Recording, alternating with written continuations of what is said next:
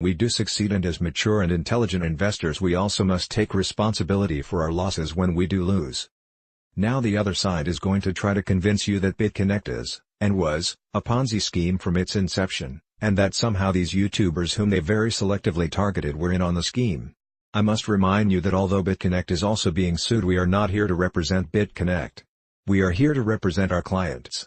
And our clients are exactly the same as the people that are suing them. The only difference is that they got in earlier, and they profited, as did literally tens of thousands of other investors. Keep in mind also, ladies and gentlemen, that if they are going to make allegations, they must be able to conclusively prove those allegations in a court of law and based upon a preponderance of the thing that we call evidence.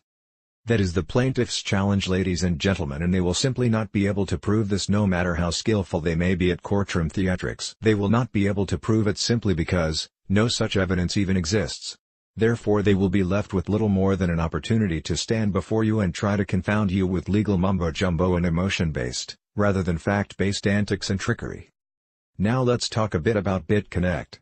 Bitconnect created a lot of wealth and income for a lot of people.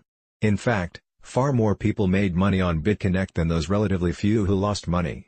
Remember that Bitconnect was around for longer than many businesses. It's a fact that the majority of businesses fail within less than 1 year. Bitconnect lending platform was around for longer than that. In fact, up until Bitconnect started experiencing losses in January, not one investor had ever lost money. Bitconnect had been paying its investors an average of about 1% per day in interest based upon a combination of things, including the daily interest earned by its volatility trading software trading on the highly volatile cryptocurrency market. In addition to that, the fact of the matter is that the Bitconnect tokens, which originally traded for about 14 cents per token, had gone up in value to a high of over $400 per token.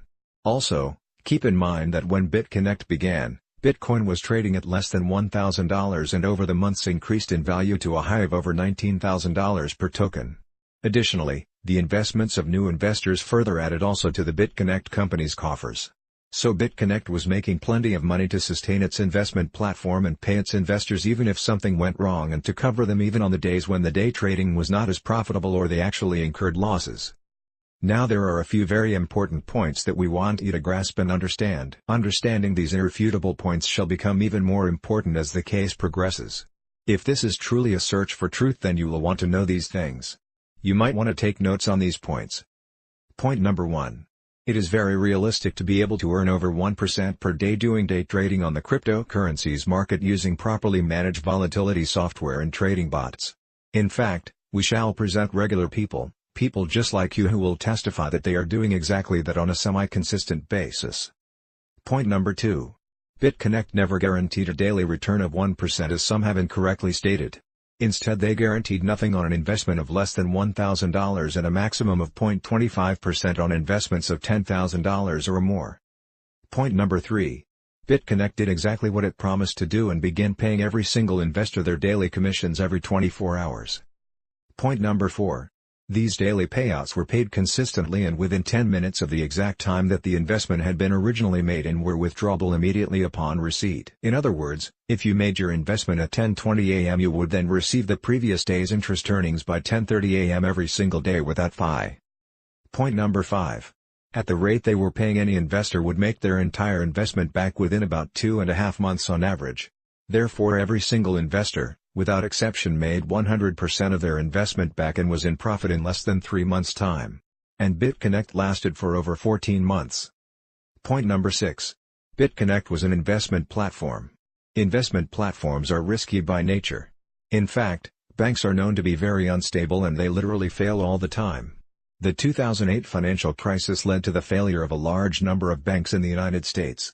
The Federal Deposit Insurance Corporation, FDIC, closed 465 failed banks from 2008 to 2012. Were these banks scams?